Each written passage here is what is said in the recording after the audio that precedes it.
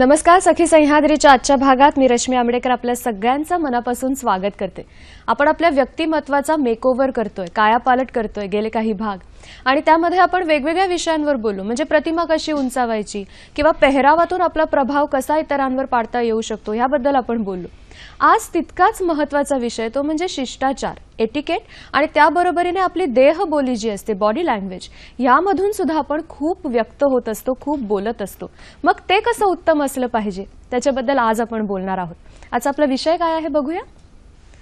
Makeover अर्थात कायापालट व्यक्तिमत्वाचा, देहबोली आणि शिष्टाचार. आणि ह्या सगळ्याबद्दल आपल्याला माहिती देणार आहेत पल्लवी पाटगावकर मॅडम, इमेज कन्सल्टंट. नमस्कार. कार्यक्रमात तुमचं स्वागत.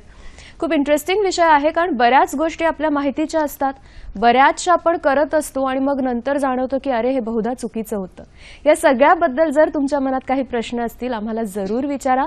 त्यासाठी आपले दूरध्वनी क्रमांक आहेत 24908050, 24988050, 022 आपला एसटीडी कोड आहे. मुंबई बाहेरून जी मंडळी फोन कॉल्स करणार आहेत त्यांच्यासाठी, आणि मोबाईलवरनं जी मंडळी संपर्क साधणार आहेत त्यांच्यासाठी.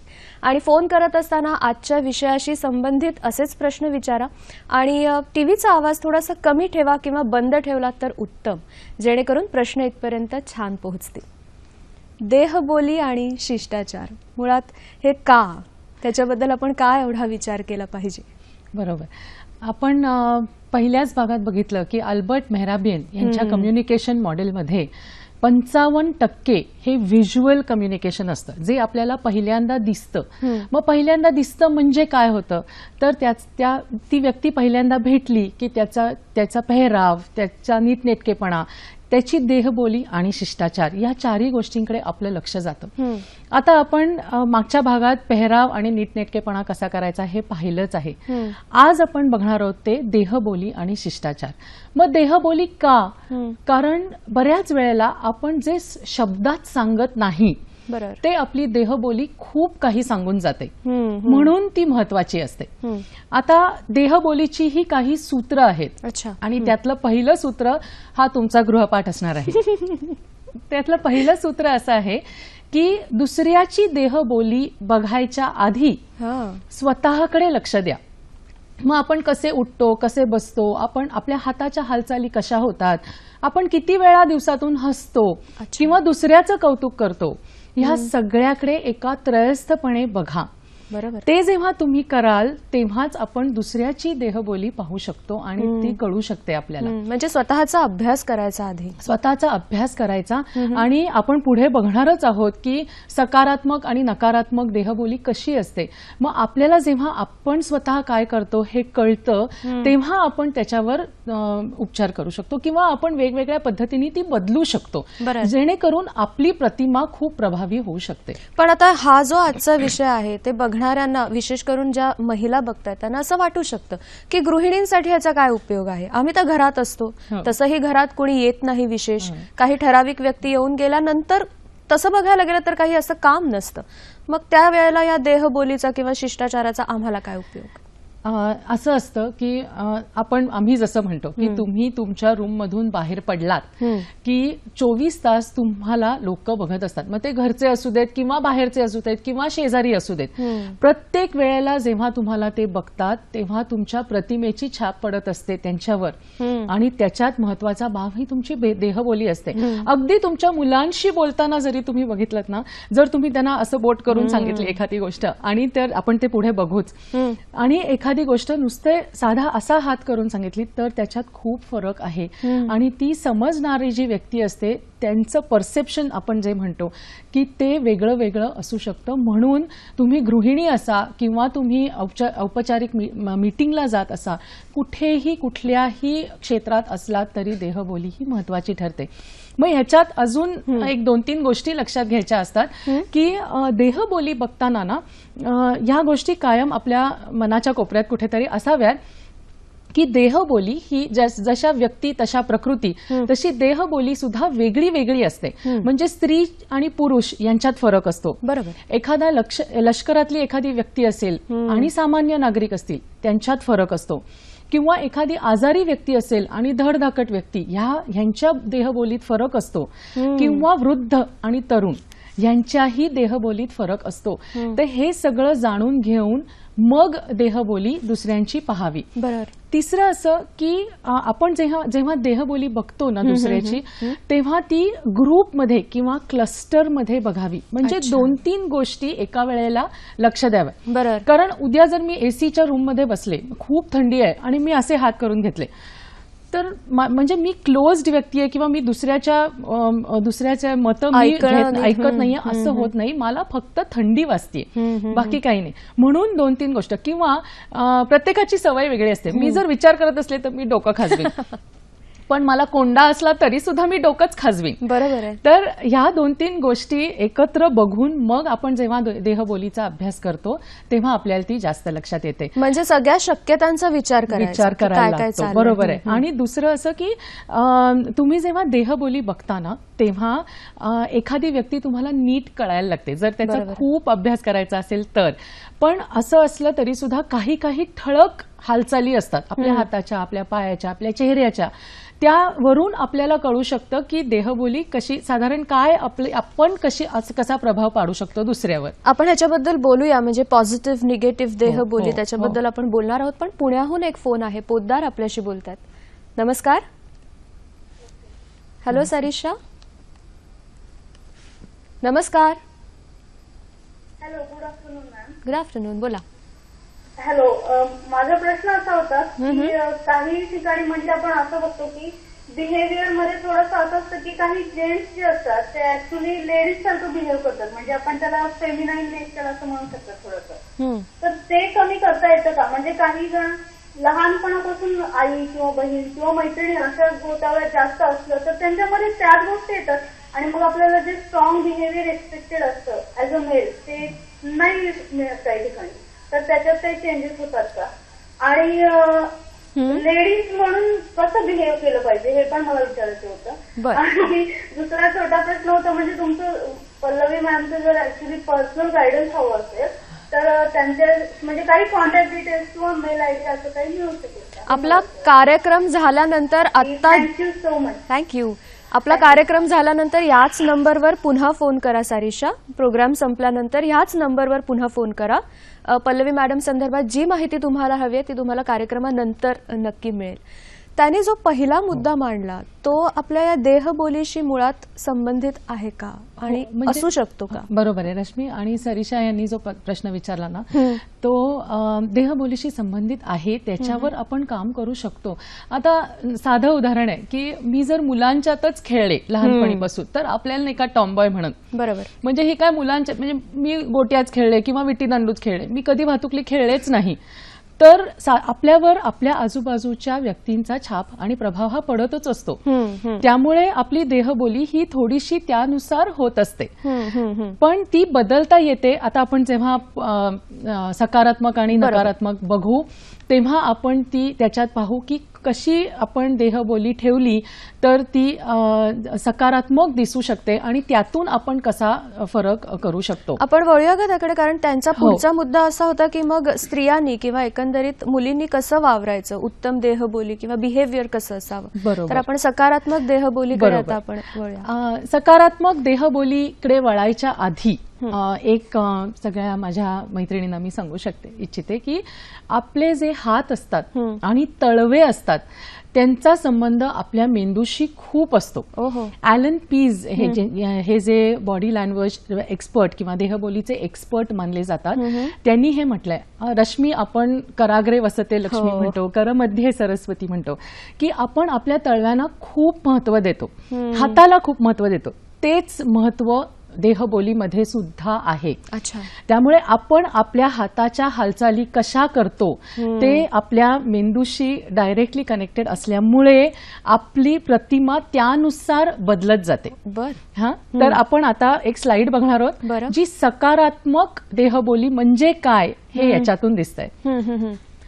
स्लाइड पाहूया.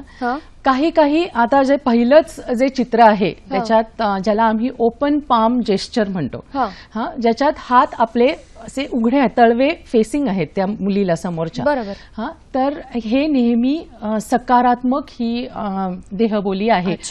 आता ही जी सगळी तुम्ही चित्र पाहताय ती तुम्ही कायम त्याच्यात त्याची सवय करून घ्या. आरशासमोर उभे राहा आणि रोजच्या रोज जसं आपण मिरर ऍक्टिव्हिटी किंवा आरशाची ऍक्टिव्हिटी आपण सांगितलीच आहे, त्याबरोबर जेव्हा तुम्ही तुमच्या आरशाशी बोलताय तेव्हा या देहबोलीची सवय करून घ्या. त्यातली ही एक Open palm सगळ्यात ज्याला आपण म्हणतो. जेव्हा मला दुसऱ्यांशी कनेक्ट करायचं असतं, जेव्हा मला त्यांना आपलंसं करायचं असतं, तेव्हा मी ही ओपन पाम जेस्चर वापरणार. म्हणजे मी माझ्या मनातून मोकळी आहे तुमच्याशी बरोबर बोलायला. बरोबर. हा, हा, पण जेव्हा मला अधिकार दाखवायचा असतो तेव्हा मात्र मी म्हणजे मला जर कोणाला सूचना द्यायच्या असतील तर मी अशा नाही सूचना देणार, तर मी इथे जा तिकडे जा असं करा अशा सूचना देईन. बरोबर. त्यामुळे ही जी तुम्हाला ओपन जेस्चर आम्ही जे म्हणतो हे सगळ्यात महत्वाचं असतं. दुसरं जे चित्र बघाल त्याला आम्ही स्टिपल म्हणतो, बर. जे तुम्ही हात जे जोडून जोडून जे असं. आता ह्याची सवय करा. जर तुम्हाला अशी करायची सवय असेल किंवा असं बसायची सवय असेल किंवा मांडीत हात ठेवून बसायला, तर ती सोडा आणि रोज 5 मिनिटं ह्याची प्रॅक्टिस करा. पण ते जे सगळं आता तुम्ही सांगितलं की हात फोल्ड करून मांडीवर ठेवणं, टेबलवर ठेवणं, बोट एकमेकात गुंतवणं, ह्याचं काय समोरच्याला सिग्नल्स मिळत असतात? ह्याचं असं असतं की एकतर मी अशी बसले तर मी तुमचं अजिबात ऐकत नाहीये. ओहो. जर मी अशी बसले तर मी नर्व्हस आहे, मला तेवढा कॉन्फिडन्स नाहीये तुमच्याशी बोलायचा. आणि म्हणून हे असं ठेवलं की दुसऱ्या माणसाला ते लक्षात येतं की हिच्यात खूप कॉन्फिडन्स आहे, ही काहीतरी छान बोलतीये, समोरच्या व्यक्तीशी ती कनेक्ट करू शकते. त्यामुळे ही ह्याची सवय तर जरूर करा. मग तुम्ही गृहिणी असा, तुम्ही ऑफिसमध्ये काम करत असा, तुमचा स्वतःचा बिझनेस असेल, कुठल्याही परिस्थितीत ही जी देहबोली आहे ती सगळ्यात पॉझिटिव्ह सकारात्मक देहबोली आहे. आणि तुम्हाला जेव्हा दुसऱ्यांशी बोलायचं असतं तेव्हा असं बोललं तर तो समोरचा माणूस तुमचं खूप ऐकून घेतो, मनापासून ऐकतो. बरोबर. तिसरं जे आपण मागच्या वेळेला सुद्धा बघितलं की हसणं खूप महत्वाचं असतं. मनापासून हसा. रश्मी, तुझं हसणं खूप सुंदर आहे. हसताना सुद्धा खोटं हसणं आणि खरं हसणं हे दुसऱ्या माणसाला कळू शकतं. तर त्याचे पॉइंटर्स आम्ही ते असे आहेत की आपण जेव्हा मनापासून हसतो ना तेव्हा आपल्या डोळ्यांच्या इकडे सुरकुत्या पडतात, छोट्याशा का होईना पण पडतात, आणि त्या एजच्या नसतात, त्या हसण्याच्या असतात. बरोबर, त्या एजच्या नसतात. आणि दुसरं की तुमच्या डोळ्यात एक चमक येते हसताना, तर ती चमक दिसते, त्या सुरकुत्या दिसतात. आणि जेव्हा आपलं हसणं मनापासून असतं ते समोरच्या माणसाला लगेच कळतं. बरोबर. पण मी जर खोटं हसत असले ना तर मी एवढीशीच हसीन, डोळे हसतच नाही, डोळ्यांशी तो कनेक्ट जातच नाही. म्हणून मनापासून हसा. आणि हसणं, ते इंग्लिशमध्ये एक आहे वाक्य की a smile is a curve that sets everything straight. त्यामुळे तुम्ही हसण्याची जर सवय नसेल तर त्याची सवय करून घ्या.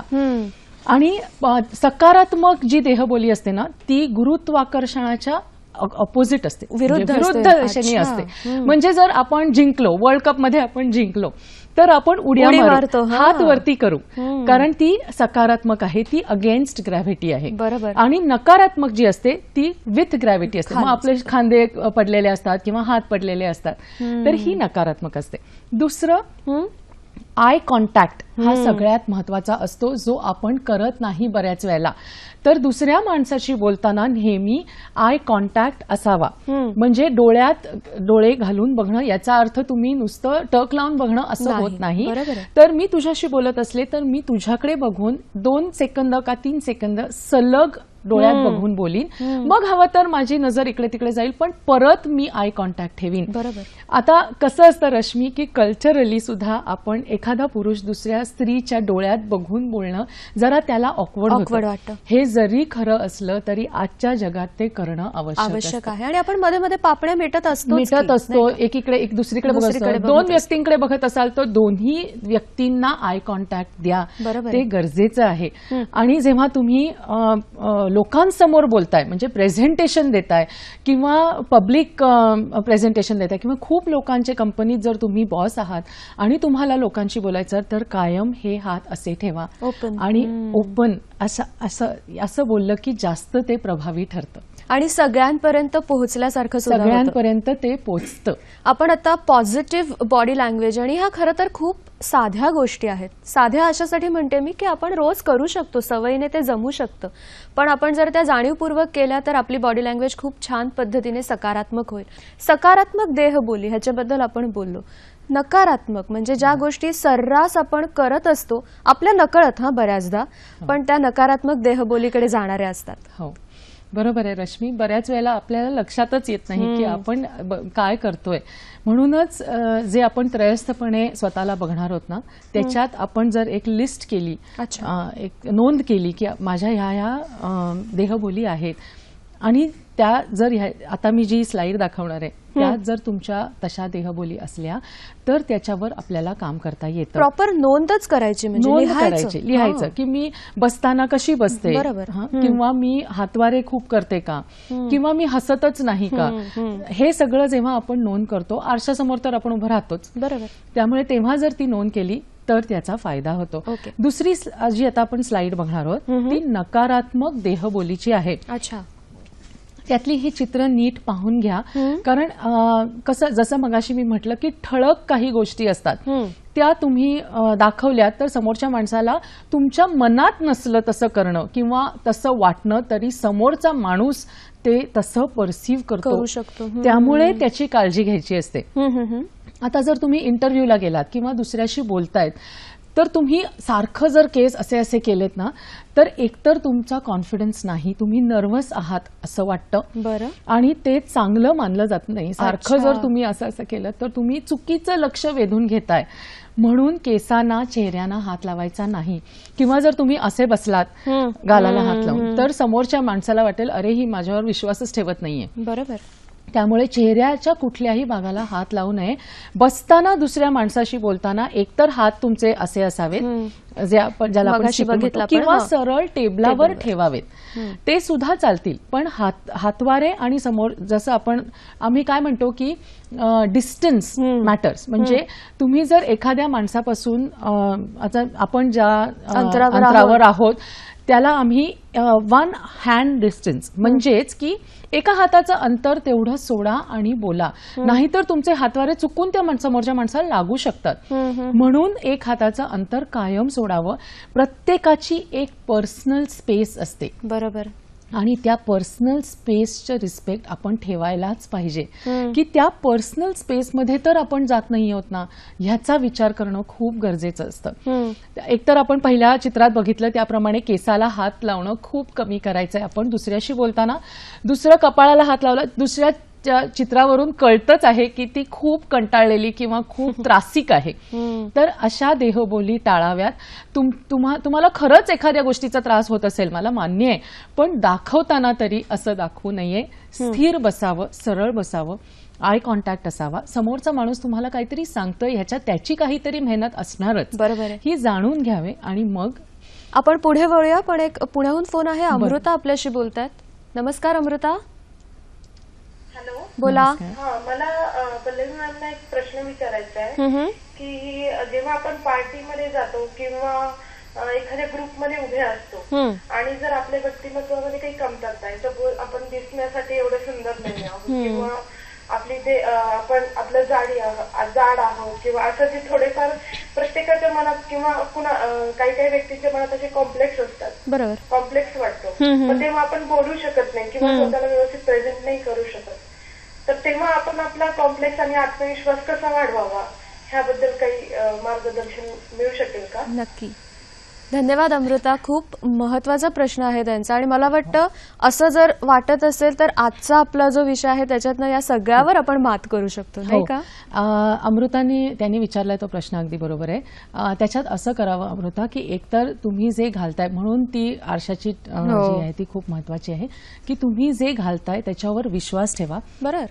तुमच्यावर, स्वतःवर विश्वास ठेवा. तुम्ही चालताना तुमची चाल सुद्धा बरंच काही सांगून जाते. त्यामुळे खांदे नेहमी थोडेसे मागे असावे. आपलं जे पोट असतं थोडंसं आत असावं आणि कॉन्फिडेंटली आपल्या स्टेप्स असाव्या. बोलताना आय कॉन्टॅक्ट ठेवला तर तो कॉन्फिडन्स तेवढा वाढतो. बरोबर आहे. हे लक्षात घ्यावं. म्हणून या देहबोलीच्या आपण पुढे बघणारच आहोत, काय करू नये आणि काय करावं. आणि हे ग्रुपसाठी सुद्धा तितकंच हो, लागू हो, पडतं. हो. पार्टीत गेल्यावर किंवा ग्रुपमध्ये गेल्यावर सुद्धा या गोष्टी आपण करायच्या असतातच. आणि पार्टीत गेल्यावर सुद्धा ना हं. काही काही गोष्टी असतात की आपल्याला बोलायची भीती वाटली ना तर बिनधास्त बोलावं, आधी पहिली गोष्ट. आणि हळूहळू जेव्हा तेव्हा तुम्ही त्याची सवय कराल ना तेव्हा तुम्हाला नक्कीच त्याचा कॉन्फिडन्स येईल. दिसतो. म्हणूनच आरशाशी बोला, रोज बोला, रोज त्यांनी बोला. खूप फरक पडतो. आपण निगेटिव्ह देहबोलीबद्दल पुढे कंटाळा आला असा चेहरा आपण अजिबात ठेवू नये त्याच्याबद्दल बोलत होतो. आणखीनही अशा बऱ्याच गोष्टी असतात की ज्या आपण नेहमी करत असतो. तर अमृता जसं म्हणते तसं की आणि ह्यामध्ये आपण आपली देह, आपलं शरीर केवढं आहे किंवा आपण सुंदर आहोत की नाही दिसण्यापेक्षा मॅडमने पहिल्या भागात सांगितलं होतं की असणं हे खूप महत्वाचं आहे, नाही का? हे खूप महत्वाचं आहे. आता आपण जे बघतोय ना बसण्याची सुद्धा एक स्टाईल असते. नेहमी सरळ बसावं की असं बसावं की कुणीतरी जर आपल्या मानेला धागा बांधलाय आणि वरती टांगलाय तर आपण कसे बसू. पाठीचा कणा सरळ असावा. असं तुम्ही बसलात तर तुम्हाला कंटाळा आलाय, तुम्हाला लक्षच नाहीये दुसऱ्या माणसाकडे असं वाटतं. तुम्ही जर टेकून बसलात तर ते अपमानास्पद होतं दुसऱ्या व्यक्तीला. म्हणून सरळ बसावं. अगदी फोनवर बोलताना सुद्धा सरळ बसून फोन घ्यावा. दुसरं आपण बघतोय दुसरी स्लाइड मध्ये पॉइंटिंग फिंगर्स आम्ही ज्याला म्हणतो, ही जी ऍक्शन आहे ना ती आयांना चांगली आहे. कारण त्यांना शिस्त लावायची असते आयांना, म्हणून आपण बोट दाखवतो. पण आयांनी सुद्धा जर आपण जेव्हा बोट दाखवतो ना तेव्हा आपण दुसऱ्याची पर्सनल स्पेस इन्व्हेड करत असतो. म्हणून बोटं कधीही दाखवायची नाहीत. आणि ते अग्रेशन म्हणजे खूप आपण दुसऱ्याला त्रासदायी होऊ शकतं. म्हणून असं कधी बोलू नये, असं बोलावं. ह्याच्यामध्ये सुद्धा अधिकारच आहे. ह्याच्यामध्ये मोकळेपणा बरोबर आहे. ह्याच्यात मोकळेपणा आहे, ह्याच्यात अधिकार आहे. मला जर माझ्या मुलाला सांगायचं असेल तर मी असं सांगेन, असं सांगणार नाही. आणि सगळ्या आई या कॅटेगरीच्या सगळ्यांना असं बोलायची सवयही असतेच. तर ती अशाच्या ऐवजी असं करून बघा, तरी सुद्धा इफेक्ट होतो. एखाद दिवस आपण काय बोलतोय हे लक्षात न घेता ते समोरचं मूल पटकन असं सुद्धा म्हणू शकतं की तू माझ्याशी बोट दाखवून बोलू नकोस आई, मला ते आवडत नाही. त्यामुळे मूळ मुद्दा राहील कुठेतरी दुसरीकडे. आपलं त्याच्याशी जे कम्युनिकेशन आहे ते कुठेतरी तिथेच थांबण्याची शक्यता आहे. रवींद्र कुडाळकर आपल्याशी बोलतात. नमस्कार. बोला सर. रवींद्र कुडाळकर बोलतोय नाशिकहून. बोला. माझे 2 प्रश्न आहेत. कधी कधी सौंदर्य दिसणं आणि एखाद्या विशिष्ट कारणानं मनस्थिती चांगली नसणं याचा परिणाम देहबोलीवर होऊ शकतो. त्यासाठी काय केलं जावं. आणि दुसरा प्रश्न असा की प्रत्येक व्यक्तीचा स्वभाव आणि अहम भावनाही त्यामध्ये असते. तर स्वभाव आणि अहम भावना यामुळे आपलं शिष्टाचार किंवा देहबोली नकारात्मक होऊ नये म्हणून काय प्रयत्न करावे. धन्यवाद सर. त्यांनी सौंदर्याबद्दल आपण बोललो की आपल्या चांगल्या देहबोलीतनं आपण बऱ्याचशा गोष्टी साध्य करू शकतो. मनस्थितीबद्दल सुरुवातीला तुम्ही बोलला होतात की काही काही वेळेला खूप आपल्याला लो वाटत असतं, आजारी असतो आपण, मनस्थिती बरी नसते. अशा वेळेला देहबोली कशी मेंटेन करायची चांगली, पॉझिटिव्ह. बरोबर. कसं असतं माहितीये, a body is a reflection of your soul असं बरोबर की आपण जे आपल्या मनात असतं, आपल्याला वाटत असतं ते आपल्या देहबोलीतून दिसतं. म्हणूनच सकारात्मक विचार आधी महत्वाचे असतात, कारण तेच आपल्या देहबोलीतून दिसतात. तर जेव्हा आपल्याला लो वाटत असतं किंवा डिप्रेस्ड वाटत असतं किंवा आपण नाही आहोत बरोबर, छान वाटत आहे, तर अक्षरशः उठून एखादं आईस्क्रीम खावं किंवा छान मित्रांशी गप्पा माराव्या. तुम्हाला खूप फरक पडतो. एखादं पुस्तक छान वाचावं, काही नाही तर जाऊन एक सिनेमा बघावा. बरोबर. तुमचा फरक पडतो आधी तुमच्या विचारात आणि मगच तो देहबोलीत येतो. कारण बऱ्याच वेळेला असं होतं की तुम्ही देहबोली दाखवू शकाल एखाद्या व्यक्तीला समोरच्या तुमच्या प्रतिमेत, पण ती खूप काळ राहणार नाही, टिकणार नाही. म्हणूनच ती आतून बाहेर, म्हणूनच अंतर्बाह्य आपण म्हणतो. कारण तुम्हाला जसं वाटत असतं तसं ते तुमच्या देहबोलीतून दिसत असतं. तुम्ही ते फेक, आपण ज्याला म्हणतो फेक करू शकाल, पण जास्त काळ ते टिकणार नाही. म्हणूनच लॉंग टर्म साठी आपण याचा प्रयत्न केला पाहिजे. आणि त्यांनी असं सांगितलं की स्वभाव आणि अहमभाव, ज्याला आपण इगो म्हणतो, तर ह्या 2 गोष्टी कशा काय आपण वेगळ्या करू शकतो. स्वभावानुसार देहबोली आणि इगो बऱ्याचदा मध्ये येतात मंडळींचे. बरोबर. कारण आपल्यात काही चूक आहे किंवा आपल्याला काही चेंज करायचंय, जे चेंज करणं ही प्रक्रिया असते ना, बदल ही प्रक्रिया असते ती सगळ्यात कठीण असते. हे मला मान्य आहे की माझ्यात मी तर व्यवस्थितच आहे, मला काय बदलायचंय, मी सगळं व्यवस्थित आहे ही असं- अशी आहे. असं- अशी आहे. लोकांना हवं असेल तर तसं घ्यावं, नाही तर सोडून द्यावं.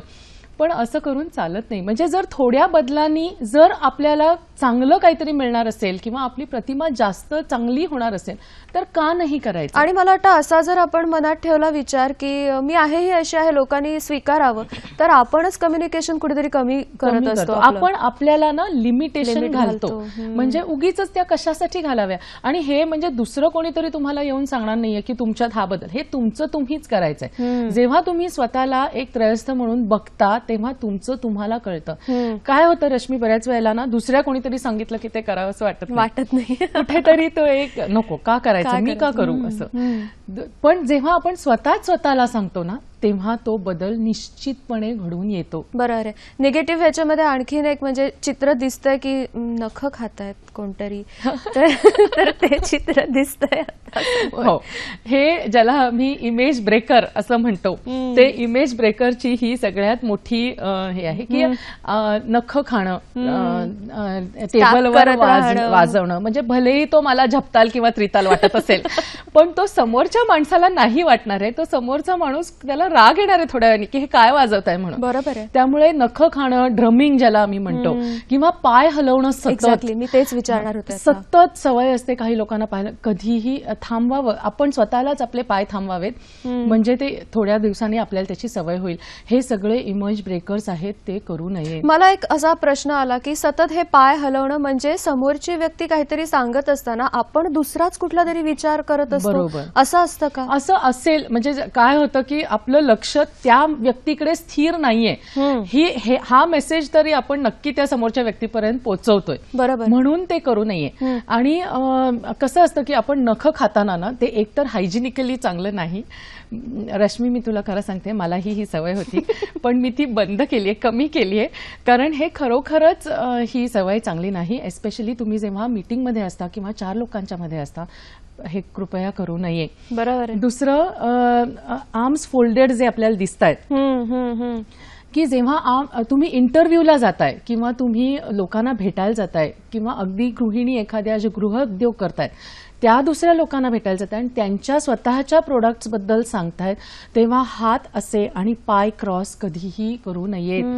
कारण याचा अर्थ की तुम्ही समोरच्या माणसाचं काही ऐकूनच घेत नाही आहात. बऱ्याच वेळेला असं होतं की जर एखादी गृहिणी गृहउद्योग करते आणि तिच्या सगळ्या प्रोडक्ट्स बद्दल माहिती सांगते, समोरच्या माणसाला नसेल इंटरेस्ट त्याच्यात, तो काहीतरी बोलला आणि लगेच आपले हात असे होतात. तर लगेच आपण त्याला असे की आपण सूचना बंद देतो की करून बस, घेतोय मला स्वतःला, ऐकायचं की नाहीये. आपण दुसऱ्याचं ऐकूनच घेत नाही आहोत. आपण इंटरव्ह्यूला जाणाऱ्या व्यक्तींनी, मुलांनी हे कधीही असं बसू नये. बरोबर आहे. कायम आपला हात खालीही, जसं मी म्हटलं की कधीही आपल्या मांडीत हात असू नये. हात असा तरी असावा किंवा टेबलावर असावा. या सगळ्याच साईन एकच आहे की आपण विचार स्वीकारण्यासाठी कायम तयार असलं पाहिजे. बागेश्री यांचा रायगडहून आपल्याला फोन आलाय. नमस्कार. हॅलो बागेश्री, बोला. हा नमस्कार मॅडम. नमस्कार. नमस्कार. विषय घेतलाय तो खूप छान आहे. थँक्यू. माझे 2 प्रश्न आहेत. पहिला प्रश्न असा आहे की आपण एखाद्याशी बोलत असतो किंवा समोरची व्यक्ती आपल्याशी बोलत असते, त्यावेळेस आपल्याला हसायला खूप येत असतं किंवा हसत हसत बोलत असतो, मग ते कसं कंट्रोल करायचं. आणि दुसरा प्रश्न असा आहे की आपण जे कपडे घालतो त्यांचे कलर सुद्धा महत्वाचे असतात. एखाद्या इंटरव्ह्यूला जाताना किंवा अजून कुठे, तर ते कुठल्या पद्धतीचे कुठे जाताना असले पाहिजे, तर ते जरा मार्गदर्शन द्या. जसं आपण मागच्या वेळेत बघितलं की इंटरव्ह्यूला जायचं असेल, त्यांनी मुद्दामून इंटरव्ह्यूसाठी विचारलंय म्हणून सांगते. इंटरव्ह्यूला जाताना कायम गडद कपडे घालावेत. म्हणजे जर तुम्ही गडद आणि फिका याचा कॉन्ट्रास्ट असावा. म्हणजे सगळ्यात सोपं म्हणजे ब्लॅक अँड व्हाईट किंवा जो गडद निळा आणि पांढरा असा जर पेहराव असेल आणि त्याच्यावर कुठेही फुलं पानं वगैरे असं नसावं, प्लेन कपडे असावेत. मुलं जात असतील, मुलगे, तर त्यांनी सूट घालावा. हल्ली युनिफॉर्मच असतात बऱ्याच वेळेला. आणि इंटरव्ह्यूला जाताना हा असा काळा निळा किंवा काळा पांढरा किंवा निळा पांढरा आणि टाय हे कुठल्याही इंटरव्ह्यूला जायला उत्तम कपडे आहेत. दुसरं, दुसरा त्यांचा प्रश्न होता आणि हो. आता आपल्याला स्टुडिओमधून सुद्धा एक प्रश्न आला की लहानपणीच आपल्याला शिकवलेलं असतं की हाताची घडी घालायची आणि तोंडावर बोट ठेवायचं, मग हे देहबोलीत कसं बरं बसतं किंवा त्याला मला जोडून असं विचारायचं की बऱ्याच जणांना या हातांचं काय काय करू, करायचं? बरोबर. हे जेव्हा सुचत नाही तेव्हा हात मागे तरी जातात हो. किंवा हाताची घडी घडी तरी घेतली कारण किंवा कमरेवर असं काहीतरी काहीतरी आधार करतात. शोधत असतात एक तर मंडळी. हाताची घडी, कारण जसं आपल्याला आत्ताच विचारलं की हाताची घडी हे स्वाभाविक होतं कारण लहानपणीपासून हो. आपण ते करत आलोय. पण मला असं वाटतं की कदाचित आपल्या शिक्षकांनी ते बदलायला असं- हवं कारण थोडं. आपण हातांनी लहानपणी खूप उपद्व्याप करू शकत होतो, ते करू नयेत म्हणून आपल्याला ही सवय लावली होती. पण जसं आपण मोठं होतं तसं ते हात सोडून ते हाताची मला वाटतं शालेय स्तरावर ह्याचं सुद्धा थोडंसं ट्रेनिंग दिलं पाहिजे नाही का? आवश्यक आहे. म्हणजे तुम्ही जेव्हा 8वी 9वी 10वी Exactly. जेव्हा तुम्ही कॉलेजमध्ये जाणार असाल किंवा कॉलेजमधून बाहेर बाहेर पडाल पडाल. तेव्हा या सगळ्या छोट्या छोट्या गोष्टींची गरज आहे. करिअरचं प्लॅनिंग कारण तिथपासून जर सुरू बरोबर. करतोय तर ह्या सगळ्या गोष्टी तेव्हा इम्पॉर्टंट आहेच. आणि त्या अगदी सगळ्यामध्ये बरोबर. बाहेर पडल्यानंतर हँडशेक हा खूप महत्वाचा एक मुद्दा येतो बाहेर पडल्यानंतर. बरोबर रश्मी, आणि तो खूप महत्वाचा आहे. आता ह्याच्यात एक 2-3 मिनिटं आपण ह्याच्यावर नक्की. मी चित्र दाखवतेय तुम्हाला स्लाइडमध्ये. तर कसं असतं, 2 गोष्टी असतात. हँडशेक किंवा हस्तांदोलन हे खूप महत्वाचं आहे आजच्या जगात. तर ह्याच्या काही 2-3 टिप्स आहेत, त्या नक्की. तुम्ही लक्षात घ्या की कुठलंही तुम्ही औपचारिक घ्या किंवा आजकाल तुम्ही पार्टीमध्ये गेलात तरी सुद्धा तुमचं हस्तांदोलन हल्ली सगळीकडे होतं. हो. तर ते हस्तांदोलन कसं असावं ह्याकडे आपण लक्ष देऊया की हस्तांदोलन करताना नेहमी आपला हात असा असावा, ज्याला आपण परपेंडिक्युलर असं म्हणतो. दुसऱ्याचा हात आपल्या ह्या फटीत जातो. आपण इक्वल प्रेशर द्यायचं असतं हस्तांदोलन करताना, कारण ते बरोबर हस्तांदोलन होतं जसं आपण आता ह्याच्यात पाहतोय. पाहतोय. सरळ हात आणि इक्वल प्रेशर. अच्छा. आता हे का बऱ्याच वेळेला का गरजेचं असतं ना, कारण कल्चरली आपण नमस्कार करतो. हो. आणि एक तुम्हाला मी सांगू इच्छिते की जे ट्रॅव्हल ॲडवायझरीज असतात, म्हणजे बाहेरच्या देशातून आपल्याकडे येणारी जी लोक असतात त्यांना ही ट्रॅव्हल ॲडवायझरी दिली जाते, ही सूचना दिली जाते की तुम्ही भारतात जाताय तर तिकडे ग्रीटिंगची एक पद्धत म्हणजे नमस्कार आहे. त्यामुळे त्यांना ते इतकं वावगं वाटणार नाही, तरी सुद्धा आपण हस्तांदोलनाची तयारी आणि सवय राहिली पाहिजे. आपण सुद्धा तिकडे गेल्यानंतर मग त्यांच्या पद्धतीने बरोबर. ग्रीट करता आलं पाहिजे आपल्याला. किंवा तुम्ही बिझनेसमध्ये असाल आणि औपचारिक मीटिंग असेल तर ते गरजेचं होतं. मग हस्तांदोलन करताना सुद्धा आता प्रश्न असा पडतो कोणी करावं आधी. बरोबर. तर तुम्ही केलं तरी सुद्धा चालेल, किंवा अच्छा. तुम्हाला जर दिलं तर कॉन्फिडेंटली हस्तांदोलन करा. आणि असं तिथे नाही की आपण स्त्रिया आहोत म्हणून ते कमी झालं पाहिजे असं नाही. त्यात काय करायचं नाही तर नुसतीच बोटं दुसऱ्याच्या हातात द्यायची नाही. त्यांना आम्ही डेड फिश हँडशेक म्हणतो. तसं कधीही करू नये. किंवा नुसतीच बोटं लावली, फेदर टच आपण ज्याला म्हणतो, तसं करू नये. नंतर बोन क्रशर ज्याला आपण म्हणतो की दुसऱ्याचा हात अगदी मोडलाच पाहिजे पुरा, असं करू नये. मित्र आपण करतो ते ठीक आहे, पण अदरवाईज नाही. एका औपचारिक याच्यात तर नाहीच नाही. पहिल्यांदा भेटला असाल तर अजिबातच नाही. त्यामुळे दुसऱ्याच्या हाताची काळजी घ्या. आणि तिसरं की कधी कधी काय होतं रश्मी, की तुम्ही एका माणसाला भेटताय, एका व्यक्तीला पहिल्यांदा भेटताय आणि आम्ही असं म्हणतो की हस्तांदोलन, तुम्ही जेव्हा एखाद्या व्यक्तीला पहिल्यांदा भेटत असाल तर तुमचं त्या व्यक्तीशी नातं सेट करतं. वाव. म्हणून त्याची काळजी घ्यायची असते. जर तुम्ही एखाद्या व्यक्तीला भेटताय जी खूप डॉमिनंट आहे, खूप अधिकार दाखवते आणि तिने हात असा दिला, तर काय करायचं? तर असं करायचं की त्याचा हात असा धरून आपण सरळ करायचा आणि हस्तांदोलन करताना 3 ते 4 वेळा, या पलीकडे जास्त नाही. म्हणजे समोरची व्यक्ती कितीही आवडली असली तरी आपण कंटिन्युअस ते करायचं नाही. 3 ते 4 वेळा फर्म हँडशेक देऊन हात सोडा. आता तुम्ही जी कृती सांगितलीत की तो डॉमिनंट आहे, त्याचा हात हळूच आपण सरळ करायचा, ह्याच्यामधनं आपण इक्वली त्याच्याशी कनेक्ट होतोय हे सांगायचं असतं. बरोबर, आपण इक्वली कनेक्ट करतोय. आणि जर तुम्हाला ते जमलं नाही कारण समोरची व्यक्ती खूपच स्ट्रॉंग आहे किंवा, तर तसं करू नका. तुम्ही असा हात तिने दिला तर हात तुमचा खाली पण ठेवा आणि आणि वरती वर पण पण ठेवा. याचा अर्थ तुम्ही परत इक्वल पोझिशनला आला आहात. तुम्ही माइल्ड करण्याचा प्रयत्न करायचा. तुम्ही ती न्यूट्रल Neutral, करायचा rather. प्रयत्न करताय. त्यामुळे ह्या 2-3 गोष्टी खूप महत्वाच्या असतात हस्तांदोलनात आणि ह्या जरूर तुम्ही आणि सवय करा.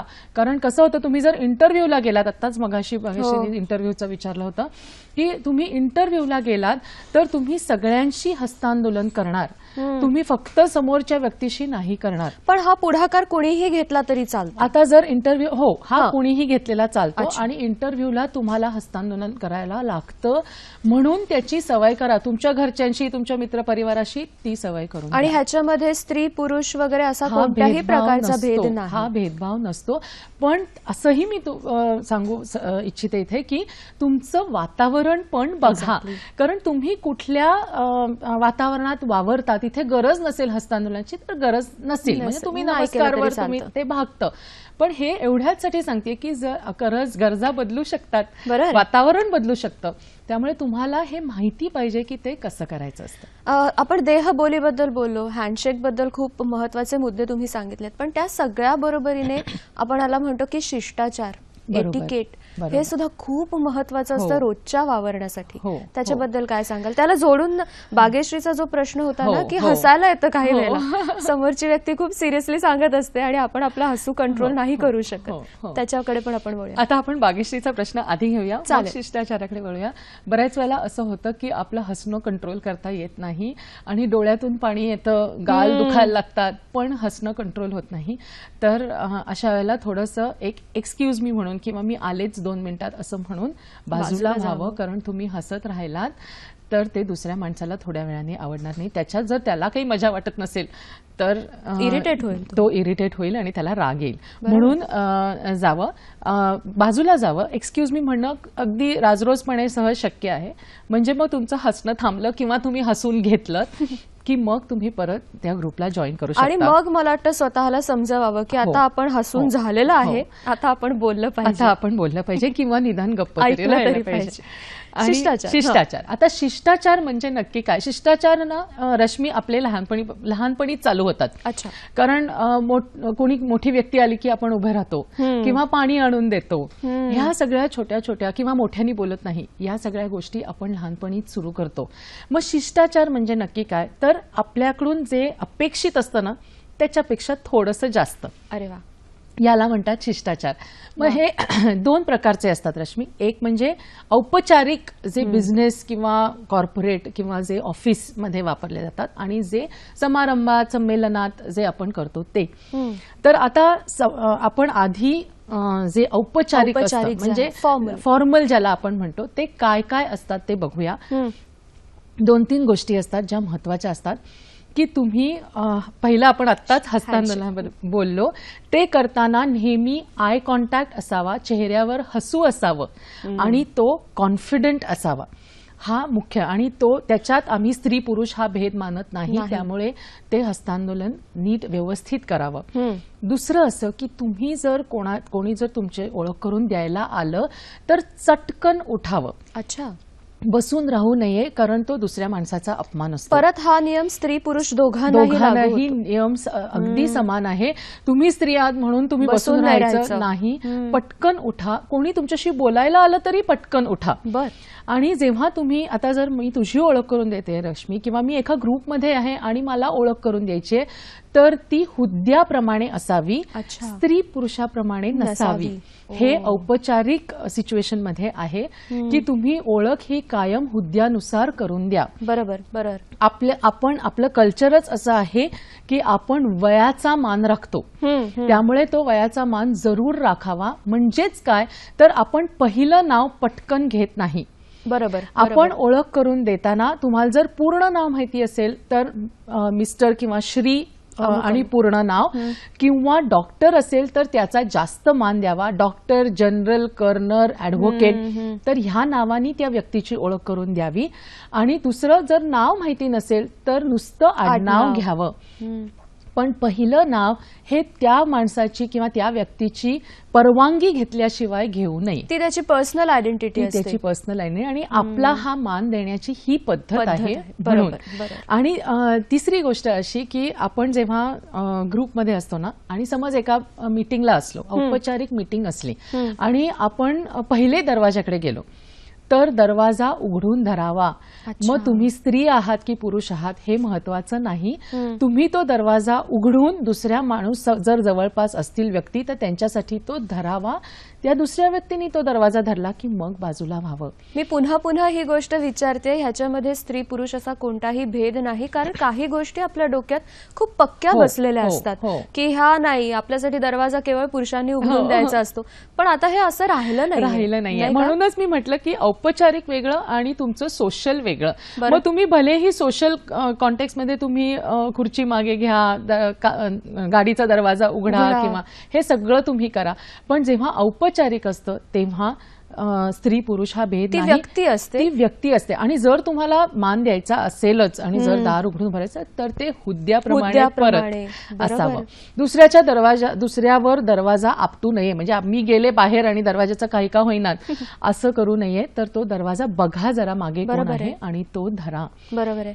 आपण एक फोन घेऊया. विनया सोमण आपल्याशी बोलतात पार्ल्याहून. नमस्कार. बोला बोला. सलग प्रश्न विचारा विनयाताई, तुमचा आवाज येतोय. माझा प्रश्न असा आहे की मगाशी हाताच्या घडीचा जो एक उल्लेख झाला. सलग प्रश्न विचारा. मगाशी हाताच्या घडीचा जो उल्लेख केला तर विवेकानंदांचं चित्र हाताची घडी घालून आम्ही बघितलं. छान प्रश्न आहे हा आणि खूप विचार करून आहे. तर ह्याचं उत्तर रश्मी मी एवढंच देईन की आपण ज्या व्यक्तीबद्दल बोलतोय ना ती व्यक्ती आध्यात्मिक दृष्टीने खूपच मोठी महान होती. त्यामुळे त्यांची जी अशी पोज आहे त्याच्यात कुठेही इगो दिसत नाही, त्याच्यात कुठेही अग्रेशन दिसत नाही. दुसरं असं रश्मी की जेव्हा ते अमेरिकेला गेले तेव्हा त्यांचा ॲड्रेस, त्यांचं जे भाषण होतं ते चालू झालं मुळीत brothers and sisters of America म्हणून, की त्यांनी ते कनेक्ट केलं त्यांच्याशी. त्यामुळे तेव्हा ते असे निश्चितच उभे राहिले नसतील. आणि मला वाटतं ते जे आहे ना ते रसांशी संदर्भात सुद्धा आहे. आपल्याकडे काही वेळेला रस दाखवताना सुद्धा आपण वीरश्री किंवा आत्मविश्वास दाखवताना सुद्धा अशा पद्धतीने आपण एका ठराविक जेस्चर मध्ये बरोबर. आणि ते एक इमेज, ती प्रतिमा आपली आपण लहानपणीपासून बघत आलेलो आहोत. म्हणजे त्यांनी ते चित्र काढलं तेव्हा ते काय विचारत असतील हे आता आपण सांगू शकत नाही. बरोबर. पण ते खूप मोठी व्यक्ती होती. आध्यात्मिक त्यांची उच्च कोटीची उंची खूपच होती. त्यामुळे अशा व्यक्तीबद्दल बोलणं हे एकतर मला बरोबर वाटत नाही. म्हणजे मी बोलू जास्त शकत नाही. एवढंच सांगू शकते की त्यांच्या कुठल्याही पोजमध्ये कुठेही अहंकार दिसत नाही. ते अहंकार विरहितच होते. हेच आपण घेतलं पाहिजे त्यातून. आणि आपण आपल्या शिष्टाचारांबद्दल रोजच्या जे बोलतो आहोत, औपचारिक आपल्या अजून काही आहेत राहिलेल्या? हो, औपचारिक मध्ये एक 2-3 गोष्टी खूप महत्वाच्या असतात आणि त्या आपण ते घेऊया आधी. की आपल्याला जेव्हा खोकला येतो किंवा शिंक येते तेव्हा कायम डावा हात वापरावा, उजवा वापरू नये. कारण उजवा हात आपण लगेच हस्तांदोलनाला देऊ शकतो. म्हणून डावा हात वापरावा, रुमाल ठेवावा आणि डाव्या हाताचा वापर करावा. हे रोजच्या आयुष्यात सुद्धा गरजेचं आहे, फक्त औपचारिक नाही. सगळीकडेच हे लागू, सगळीकडेच हे लागू आहे. कारण हायजीनचा प्रकार म्हणून. दुसरं की आपण जेव्हा हे, आणि खास करून स्त्रियांसाठी आहे की आपण जेव्हा रेस्टरूम, वॉशरूम वापरतो आणि आपण आपल्या पर्सेस तिकडे घेऊन जातो, ती पर्स अगदी तशीच्या तशी जेवणाच्या टेबलावर किंवा कुठल्यावर टेबलावर आणून ठेवू नये. समोरच्या माणसाला ते फारसं आवडणारं नाहीये आणि हायजीन दृष्ट्याही ते चांगलं नाही. तर ह्या 2-3 गोष्टी कायम लक्षात असाव्या. दुसरं आपण म्हणणार आहोत रश्मी, हे म्हणजे औपचारिकच आहे, ज्याला आम्ही बिझनेस कार्ड एटिकेट म्हणतो. कारण बिझनेस कार्ड आता जसं आपण इतक्या ठिकाणी जात असतो आणि बिझनेस कार्ड सर्रास सगळे वापरतो आपण. तर बिझनेस कार्ड एटिकेटमध्ये काही सूत्र असतात आणि ती आपण पाळली पाहिजे. हो, आता मी चित्र दाखवते तुम्हाला. तर ते बिझनेस कार्ड देताना दोन्ही हातांनी द्यावं. याचं कारण असं की तुम्ही स्वतःला दुसऱ्या समोर तुमची प्रतिमा समोर दाखवताय, तुम्ही स्वतःला प्रेझेंट करताय दुसऱ्या समोर. आणि जसं मी म्हटलं की स्वतःला रिस्पेक्ट दिला नाही तर दुसरे देत नाहीत. म्हणून आपण नेहमी बिझनेस कार्ड देताना तुमचं नाव इथे असावं, म्हणजे ते वळून बघायला नको त्या व्यक्तीने. नाव आणि तुमचे डिटेल्स असलेलं बिझनेस कार्ड दोन्ही हातात नीट आणि आदरपूर्वक धरावं आणि मग ते दुसऱ्या व्यक्तीला द्यावं.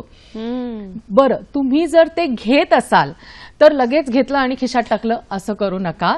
ते तुम्ही 2 मिनिटं पहा, मग काहीतरी एक त्याच्यावर कमेंट टाका की बरं लोगो छान आहे, रंग छान आहे, किती छान केलाय का, काहीतरी एखादं वाक्य तरी बोला आणि मग ते नीट आदरपूर्वक आत ठेवा. इकडे तिकडे टाकू नका. एक्झॅक्टली. तो अपमान आहे त्या व्यक्तीचा. म्हणजे तुमच्या कार्डचं जसं चालणार नाही तसं तेही केलेलं चालणार नाही. आपण धुळ्याहून एक फोन आहे, बरं. घेऊया. छाया पवार आपल्याशी बोलतायत धुळ्याहून.